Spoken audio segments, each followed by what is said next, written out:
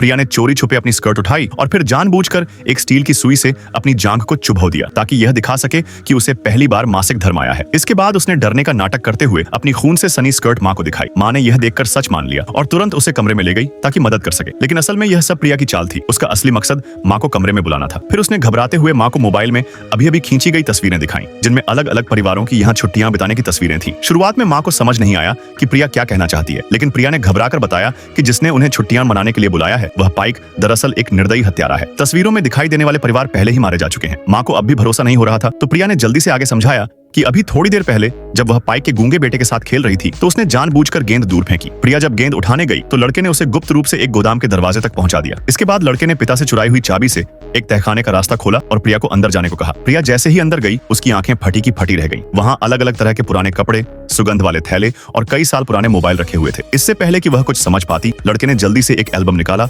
और उसमें मौजूद तस्वीरें दिखाई, जिनमें हर परिवार के यहाँ छुट्टियां बिताने के सबूत थे। हर तस्वीर में पाइक दंपति मौजूद थे। फिर लड़के ने पहली तस्वीर पर ध्यान दिलाया और तभी प्रिया को सच्चाई समझ आई। दरअसल यह बूढ़ा आदमी उसी लड़के का पिता था। पहले उसके पास जीभ थी, लेकिन पाइक को डर था कि कहीं वह सच न बोल दे, इसलिए उसने कैंची से उसकी जीभ काट दी। लड़के ने फिर बताया कि अब अगला निशाना उनका परिवार होगा। यह जानकर प्रिया डर गई और सबूत के तौर पर मोबाइल से तस्वीरें खींच ली। फिर उसने माँ को सब कुछ बता दिया। लॉरा माँ यह सुनकर घबरा गई और तुरंत सोचा कि सबसे जरूरी है परिवार को यहाँ से निकालना, मगर ताकि शक न हो उसने ऐसे दिखाया जैसे कुछ हुआ ही न हो और पति को कमरे में बुलाकर सब बता दिया। थोड़ी देर की चर्चा के बाद लॉरा ने बहाना बनाया कि प्रिया को मासिक धर्म आ गया है और वह परेशान है, इसलिए वे तुरंत घर जाना चाहते हैं। पाइक दंपति ने इसमें कोई आपत्ति नहीं जताई और खुद उन्हें दरवाजे तक छोड़ने की बात कही। लेकिन तभी लॉरा ने देखा कि उनकी कार का टायर पंक्चर हो गया है। शक से बचने के लिए उन्होंने अनजान बनने का नाटक किया और जल्दी से निकलने की कोशिश की। चार्ल्स का दिल धड़कने लगा, लेकिन जैसे ही उसने सड़क किनारे मदद बुलाने की सोची, पाइक बीच में आकर खड़ा हो गया।